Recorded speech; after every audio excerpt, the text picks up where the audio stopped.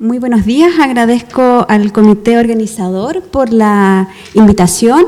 Sin embargo, me dieron una tarea súper difícil porque ustedes ven, el tema es bastante variado, bastante misceláneo, incluso pareciera un poco árido, definiciones, clasificación, inmunología básica, aplicaciones en clínica y además varios de los tópicos ya se han mencionado.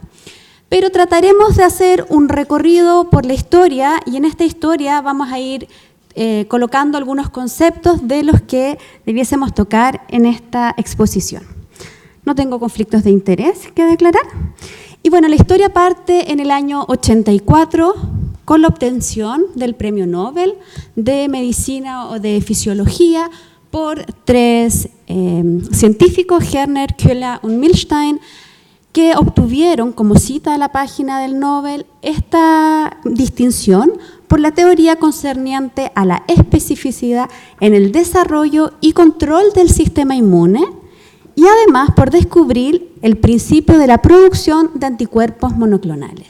En el año 84 fue un poco el reconocimiento a esto, pero esto ya se había logrado en el año 75 y si esto lo logramos en el año 75, por lo menos requirió 10 años previos, es decir, ya estamos hablando de los años 60 que buscábamos formas de manipular el sistema inmune. Pero la verdad la historia viene de hace mucho tiempo, cientos de años tratando de manipular el sistema inmune tanto para aumentarlo como para disminuir su función. Si tenemos una enfermedad autoinmune queremos disminuirlo, si tenemos una neoplasia queremos aumentarlo. Con el entendimiento, con el paso de los años, de la inmunología básica y también el avance en la biotecnología, se lograron desarrollar numerosas herramientas, surgiendo incluso una nueva ciencia, que es la inmunología sintética. Esta es una interfase entre la inmunología y la biología sintética que emplea dispositivos biológicos para modular y manipular racionalmente la respuesta inmune en beneficio del paciente. Y la intervención, como ya se mencionó, puede ir desde la administración de una citoquina, pero también podemos llegar a la reprogramación celular para diferenciar estas células en distintos subconjuntos deseados, lo que nosotros queremos, en un momento específico. Esto habla también que la manipulación tiene un concepto temporal, tampoco es para siempre. Esta es un poco la línea de tiempo ya hablando de los anticuerpos monoclonales. La historia comenzó en el año 75 cuando se describe la técnica del hibridoma, que la vamos a después explicar.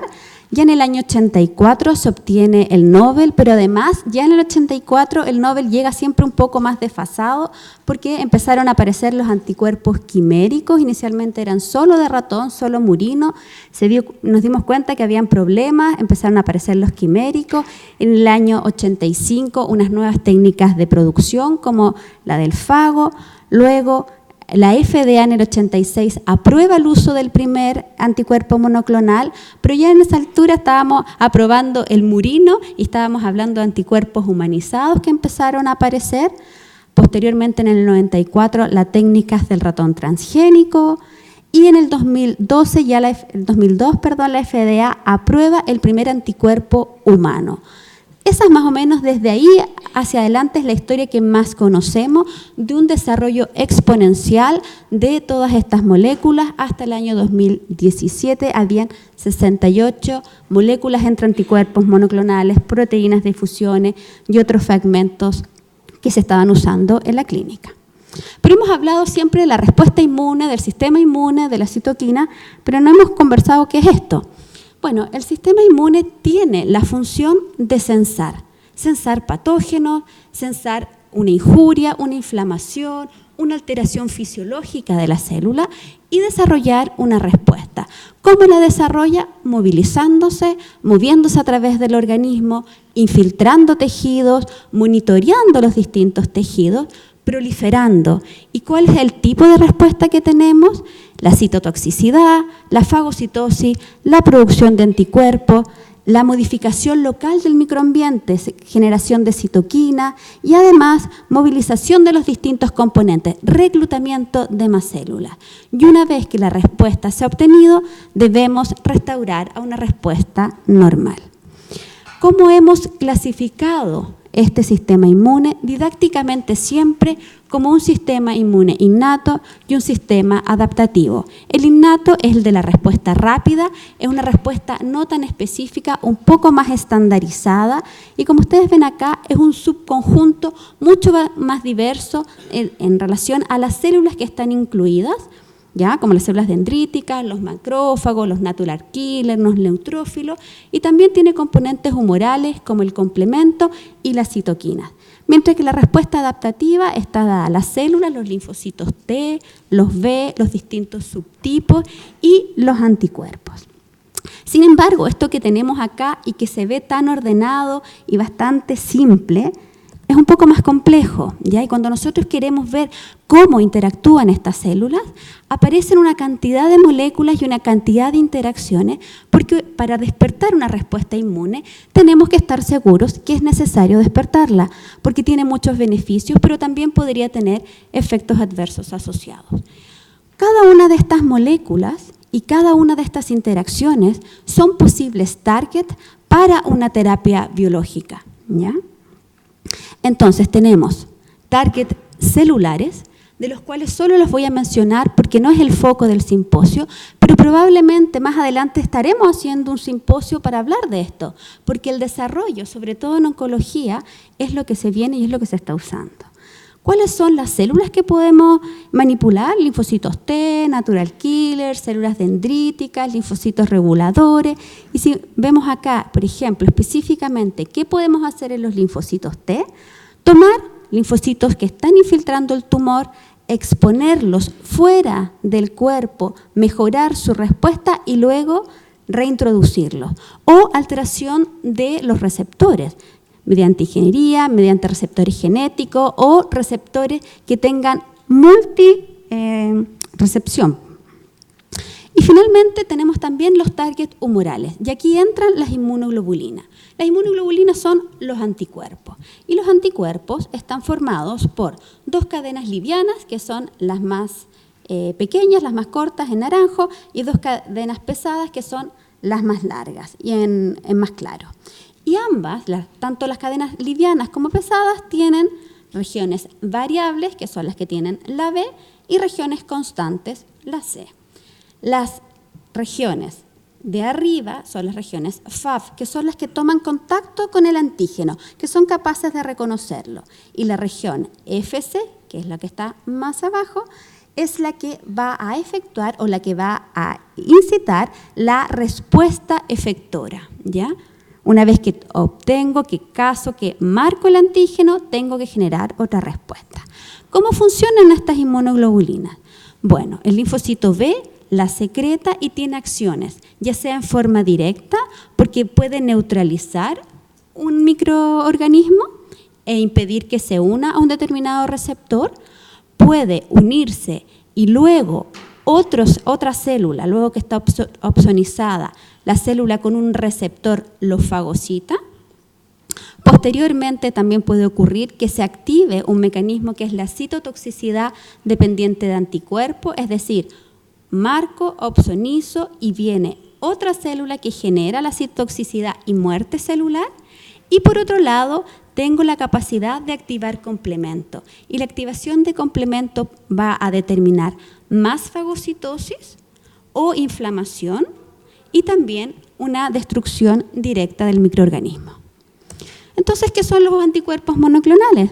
La verdad que es un anticuerpo producido solo por un clon de linfocitos B, por lo que todos son idénticos entre sí.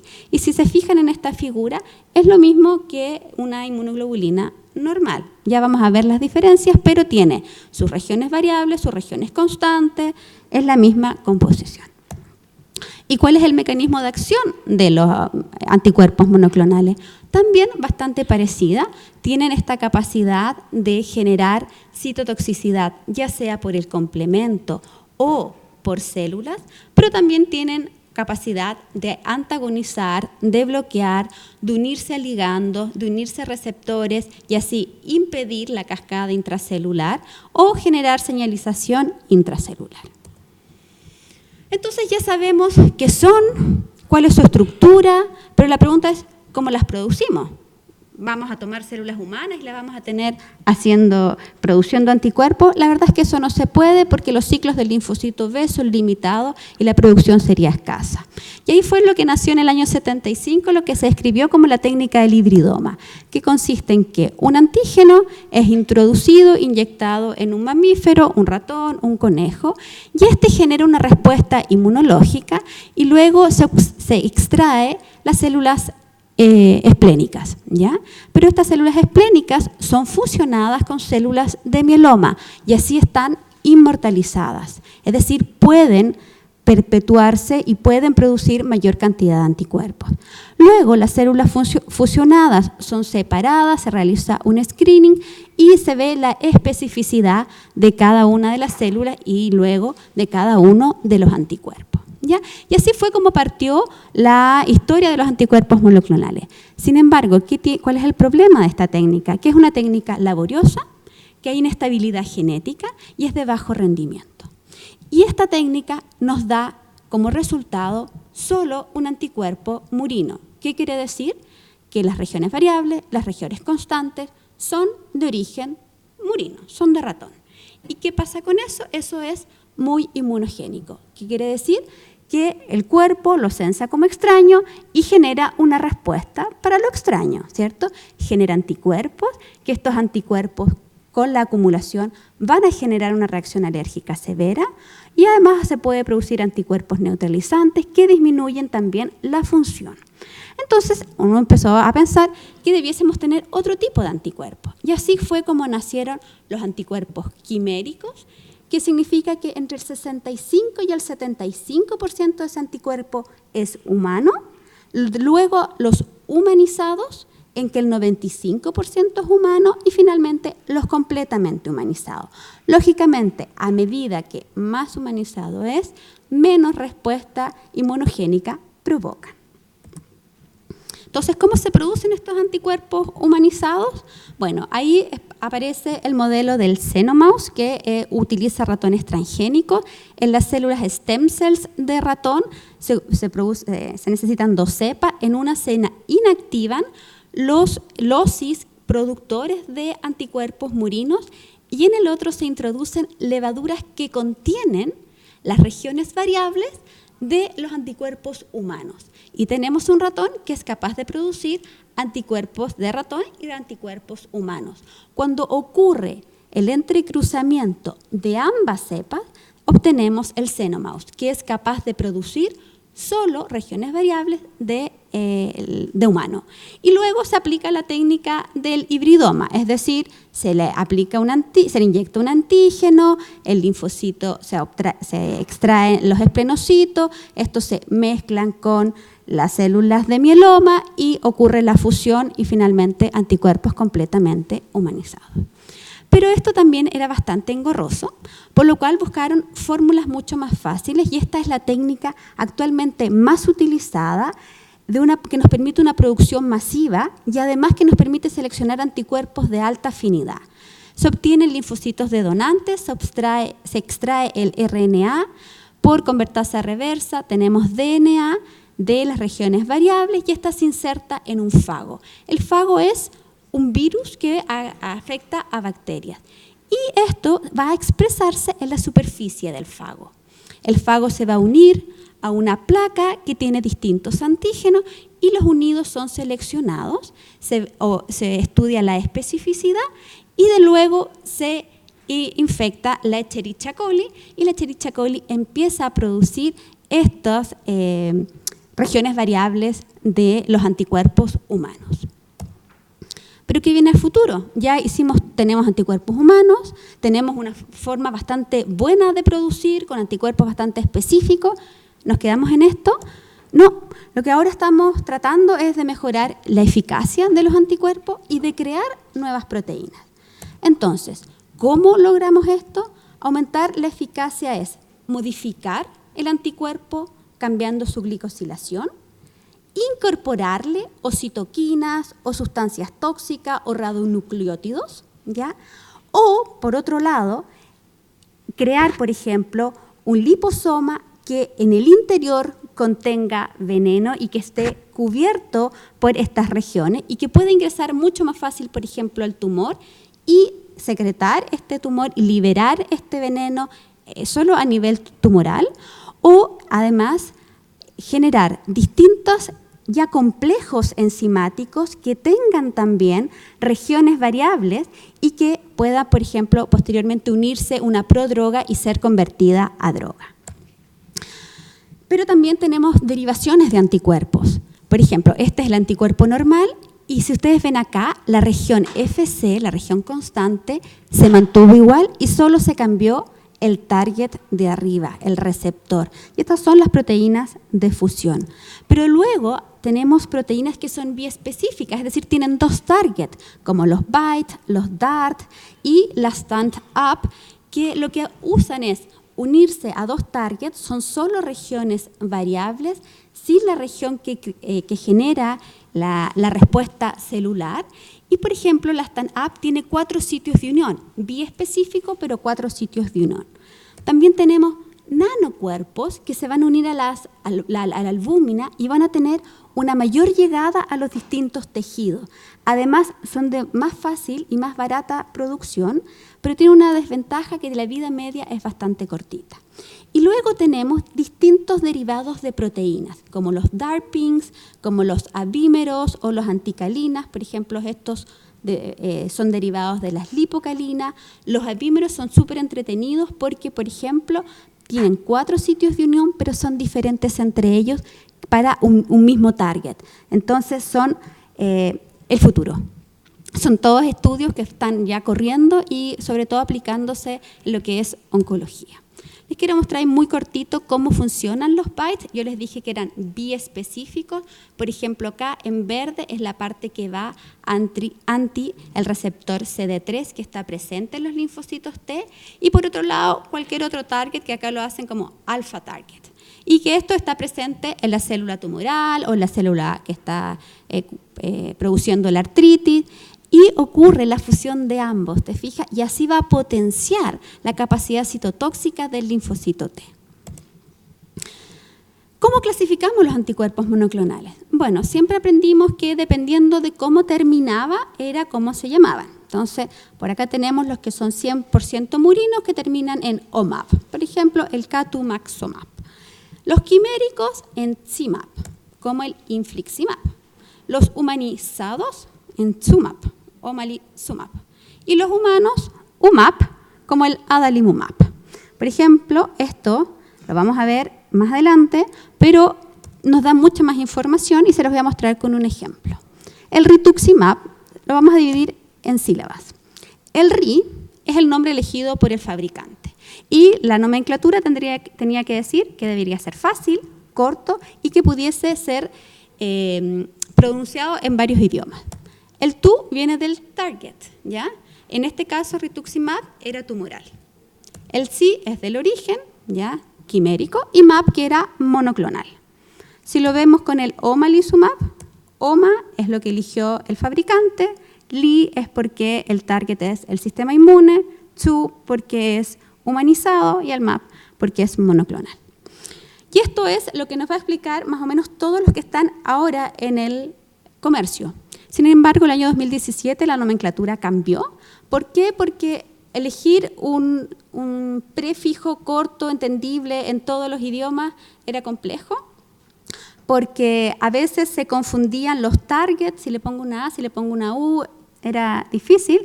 Entonces quedó en algo así como, el prefijo lo elige cada comerciante, luego va a venir el target, ¿ya? Por ejemplo, la proteína del amiloide, si es una interleuquina es KI, si es la inmunomodulación es LI, ¿ya? Y luego el MAP de monoclonal. ¿Cuáles son los usos? Los usos se pueden dividir en 4 grandes grupos: enfermedades infecciosas, oncológicas, autoinmunes y metabólicas. Y no voy a entrar en detalles porque eso se va a ver durante el simposio, pero cada especialidad tiene distintas enfermedades en las que las podemos utilizar. Lo que sí me gustaría mostrarles son algunos ejemplos. Por ejemplo, el asma bronquial, una vez que yo interactúo la célula con el alergeno, esta célula, mediante la interleuquina 4, se transforma en un linfocito T de tipo TH2 y con la ayuda de la interleuquina 13, los linfocitos B van a secretar anticuerpos del tipo IgE. Y además la interleuquina 5 va a terminar el reclutamiento de los eosinófilos. Uno podría decir, bueno, el target es la IgE. Y efectivamente existe un anti-IgE, pero todas las patologías actualmente son multitarget, ¿ya? Target porque o empiezo a cambiar porque van fallando o también porque necesito de otras herramientas para asociarla o para usarla en forma individual. Entonces tenemos target como la interleuquina E y también la interleuquina 4, que esas son las que más en boga. Lo mismo con la oncología, que es lo que está entrando con más fuerza. La oncología tiene diferentes targets con ya anticuerpos funcionando. Primero se libera el antígeno, pero luego ocurre la presentación antigénica. Aquí tenemos el anti-CD40. Después viene la activación y el priming. Acá también es un punto de checkpoint, lo que más van a ocupar anti-CTLA4. Luego la célula empieza a migrar, tiene que infiltrar el tumor, factor de crecimiento de endotelio vascular. Una vez que es reconocido y ocurre la muerte celular, van a escuchar hablar nuevamente de un checkpoint, anti-PD1 y PDL1.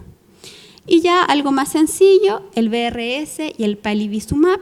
El BRS contiene proteínas y la proteína F es la que está en su membrana que va a unirse a la proteína G para fusionar las membranas. ¿Qué hace este anticuerpo que usamos mucho en prematuros? Es bloquear a la proteína F e inhibir la unión a su proteína G de membrana. Entonces, como conclusión, durante años se ha buscado manipular el sistema inmune mediante diversos fármacos como los esteroides, los DMARDs, pero ahora se ha abierto un nuevo campo que es la inmunología sintética, con gran potencial de desarrollo y la gracia además que con aplicación en diferentes áreas de la medicina.